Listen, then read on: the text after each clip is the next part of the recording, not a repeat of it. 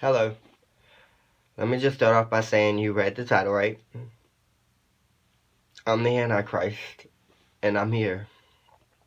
I will not be telling you my name, my location, or the plans of which will unfold on me. I'll leave you to figure that out. And let me also say that some of us, destiny picks us. We don't pick it. And the coolest part about mine is that people just will not believe it. They won't believe it. They won't believe what I go through. They won't believe that I'm tough enough to handle it. And they also won't believe that this isn't my first time on this earth. You see, in order for sin to be obliterated, if one has to be overcome, which was my first phase. And then the final phase is that it has to be obliterated. But you see, sin is an eternal thing. It is. Just like me in the spirit. So this is my second time coming around for sin. And in order for me to get rid of it, I have to absorb every single one.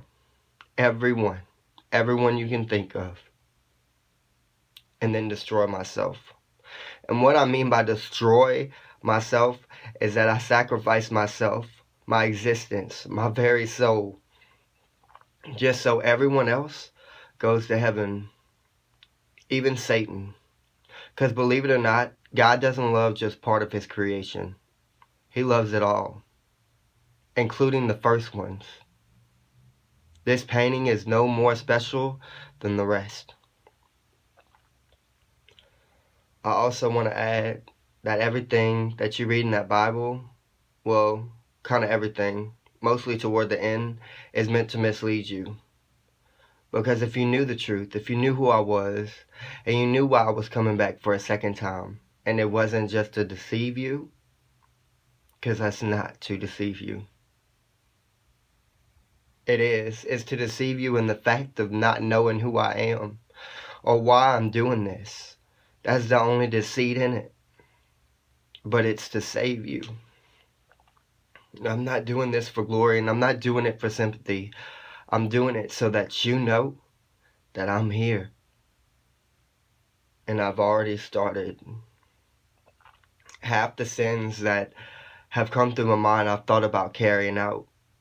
And in Bible and God's eyes, it's the same thing as doing them. Because Jesus never did. He would think about it and then throw it out. Literally, the sin would come across his mind and he would turn the other way. Well, I would. But not anymore. Because I actually have to bathe in it. I have to be drenched in it and then set on fire like it's gasoline.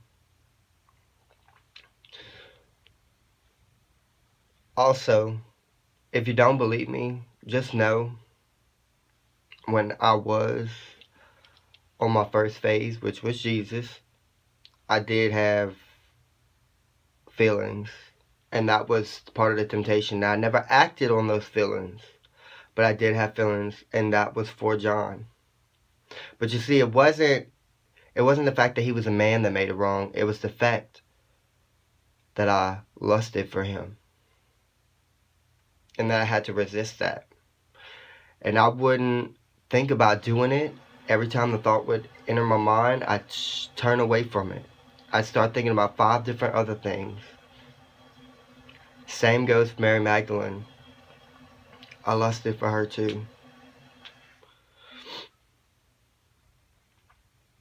But that's not something you're going to read in the Bible. But if you knew God's plan, you try to stop it. And if you knew who I was, you try to stop me.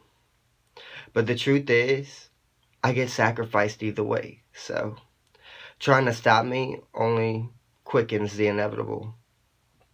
And once I do get sacrificed, let me just start off by saying I am the way, the truth, and the light. Believe that. Because what I mean by light is that I'm physically connected to the sun. When I get sacrificed, the sun explodes. That's why scientists can't figure out when or how it will explode. They just know it's coming. On my 18th birthday, they had the biggest solar flare ever recorded. And that was to let me know how it would end and that I am connected to it. Just know I'm here. And this is meant to get y'all on the right path. Because when I start this tribulation, 7 years isn't 7 years. It's 700. And I stay immortal through it all. Well, through the 700 years. And remember, it's through name. Just like the first go round. So just know I'm here. And I'm not going anywhere. And I didn't pick this.